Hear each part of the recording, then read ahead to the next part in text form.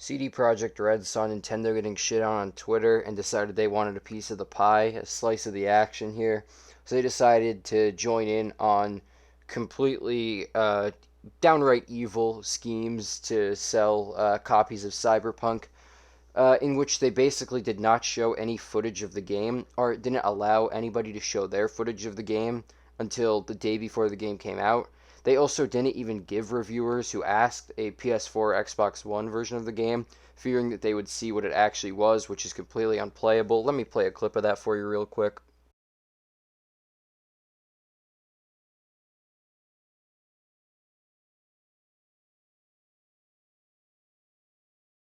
Maybe unplayable is a bit of a stretch, but it's definitely not what they had shown off at all up to this point. There was no showing of this footage up until, again, the day before, and they didn't release that footage themselves. Other people released it. They promised a day one patch, which may have helped things, but definitely didn't save the game or anything.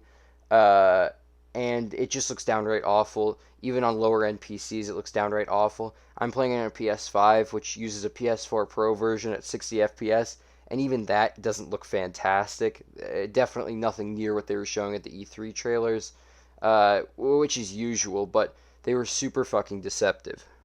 Before any CD Projekt Red Twitter bots get into the comments, let me clarify something. I am aware they've apologized and have offered refunds to everybody. However, in my opinion, too little too late. They waited for the initial kind of hype of the game to die down, which means a lot of people would have already played it, and that makes it hard to get refunds. They are offering refunds despite people already playing it, but a lot of retailers won't offer them. And I can't imagine that CD Projekt Red would give you $60 for sending them back your broken ass copy of a game. And I also can't imagine they just take your word on it and give you like a rebate or something. So I don't really know what their plan is if you're the retailer will refuse your refund. If you bought it digitally on a PS4, you're good. Sony had been offering refunds even if you had played the game up until this point because they had noticed the broken state of it. But I should just clarify, yes, I am aware there was an apology. However, I still don't think it'll do anything. I hate when companies are evil in this sense that they just hide facts to get sales. Because this is more like, I don't know, some type of evil businessman rather than like a Sunday morning cartoon villain like Nintendo. It's a little bit hard to make a video about, CD Projekt Red isn't stealing money from charities or not giving out their $25 eShop coupons. They are, making millions and millions of sales off of a broken game, which was promised to be something completely different, which sucks for me. I'm trying to make videos about it. Regardless, me being the guardian of the consumers and all, I figured it was still worth it to make a video about it.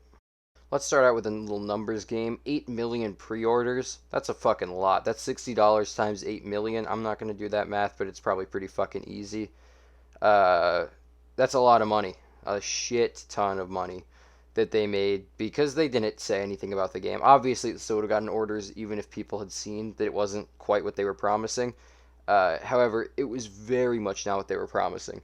Now, think that number plus maybe 2 or 3 million day one sales. I'm imagining not everybody pre orders it. There's not really a reason to pre order it besides being able to preload it. But plenty of people wouldn't know or just might not even be bothered to pre order. So let's look into some other numbers. PS4 over 100 million consoles sold, Xbox One over 40 million consoles sold.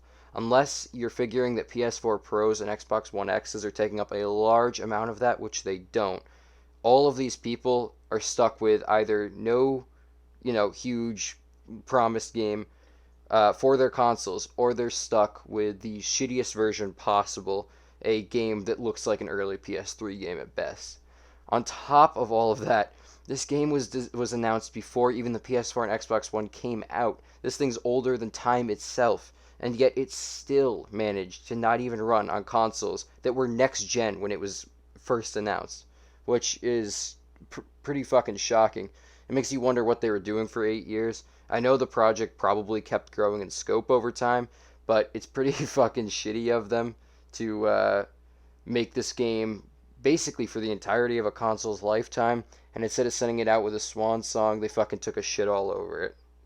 Well, the game is very vibrant and has the high crowd density they were promising. A lot of the actual RPG elements and choice from the game don't really matter that much. A lot of the dialogue options lead to the same thing happening anyways, and in most dialogue trees, there's optional dialogue you can use, but it doesn't do anything. You just ask a question, they respond with something. It doesn't actually lead to anything down the line. Very rarely there will be two actual dialogue options you can use to progress the dialogue tree, which really sucks. I thought there would be more, get characters to like you or dislike you a certain amount. Um, there actually are five endings and two secret endings, which isn't terrible, but I would imagine they would be more different than that. Unfortunately, besides dialogue options, there really isn't much difference in those. The other really disappointing thing is that the three starts of the game, either Corpo, Nomad, or Street Kid, don't have much of an impact on the game at all besides a small prologue and some useless dialogue options throughout the game, which doesn't make much sense either considering how much they were promoting that at the start. I also looked it up. There are only four romanceable characters as V and two as Johnny Silverhand. I thought that everybody was romanceable going into this, and I don't know if that was my fault for thinking that, but I thought every character was. Turns out not. It's like a two-way choice depending on which gender you choose, and then a two-way choice with fucking Johnny. It really is lacking a lot of the options that it was promising. Now, I should clarify that the linearity of the game doesn't necessarily detract from anything. I was just more using it as a point to show that it's not what they had promised.